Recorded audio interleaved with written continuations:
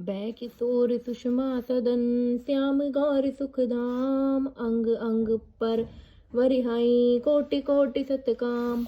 इनकी किशोर अवस्था है, ये सुंदरता के घर सांवले और गोरे रंग के तथा सुख के धाम है। इनके अंग अंग पर करोड़ों अरबों कामदेवों को निछावर कर देना चाहिए।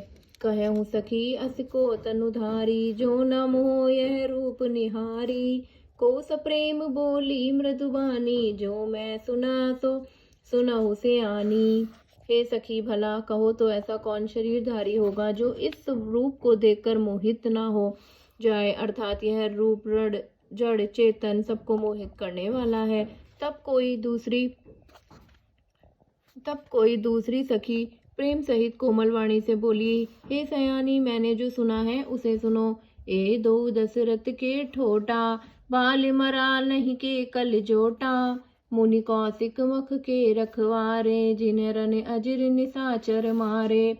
ये दोनों राजकुमार महाराज दशरथ जी के पुत्र हैं। बाल राजहंसों का सा सुंदर जोड़ा है। ये मुनि विश्वामित्र के यज्ञ की रक्षा करने वाले हैं। इन्होंने युद्ध के मैदान में राक्षसों को मारा है। श्याम गात कल कंज बिलोचन जो मारिच सुभुज मधु मोचन। कौसल्या सुत सो सुख खानी नामु रामु धनु सायक पानी। जिनका श्याम शरीर और सुंदर कमल जैसे नेत्र हैं, जो मारिच और सुबाहु के मद को चूर करने वाले और सुखों की खान है, और जो हाथ में धनुष बाण लिए हुए हैं वे कौशल्या के पुत्र हैं। इनका नाम राम है। गौर किशोर बेशुबर काछे कर सर चाप राम के पाछे। लक्ष्मणु नाम राम लघु भ्राता सुनुर सखिता सुमित्रा माता। जिनका रंग गोरा और किशोर अवस्था है और जो सुंदर वेश बनाए और हाथ में धनुष बाण लिए श्री राम जी के पीछे पीछे चल रहे हैं, वे इनके छोटे भाई हैं। उनका नाम लक्ष्मण है। ये सखी सुनो, उनकी माता सुमित्रा है। विप्र काजु करि बंधु दो मग मुनि बधु धारी। आए देखन चाप मख सुनि हर्षि सब नारी। दोनों भाई ब्राह्मण विश्वामित्र का काम करके और रास्ते में मुनि गौतम स्त्री अहिल्या का उद्धार करके यहाँ धनुष यज्ञ देखने आए हैं। यह सुनकर सब स्त्रियां प्रसन्न हुई।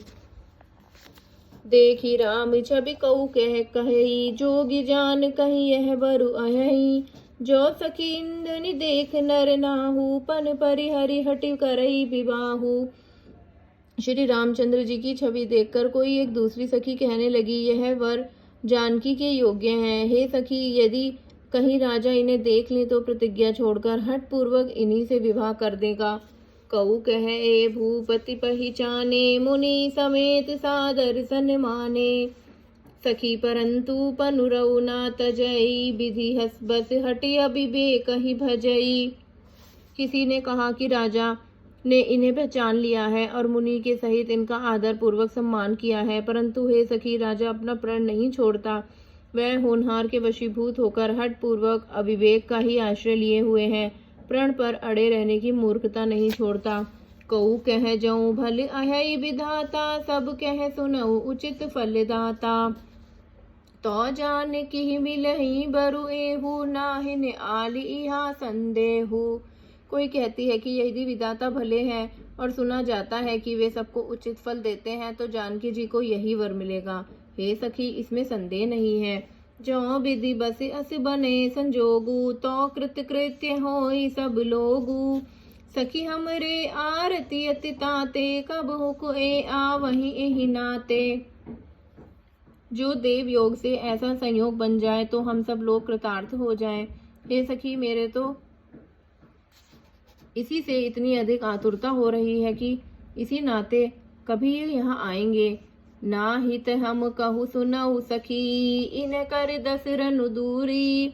यह संगठ तब होई जब पुण्य पुराकृत भूरी। नहीं तो विवाह ना हुआ तो हे सखी सुनो, हमको इनके दर्शन दुर्लभ हैं।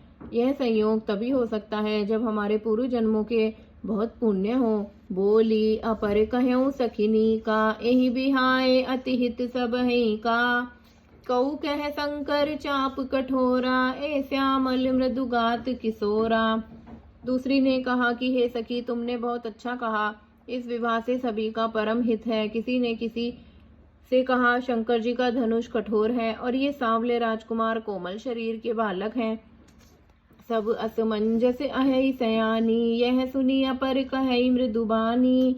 सखी ने कह कऊ को अस कहई, बड़ प्रभाव देखत लगु अयहि। हे सयानी, सब असमंजस ही है। यह सुनकर दूसरी सखी कोमल वाणी से कहने लगी, हे सखी, इनके संबंध में कोई कोई ऐसा कहते हैं कि ये देखने में तो छोटे हैं, पर इनका प्रभाव बहुत बड़ा है। जय जय सीताराम।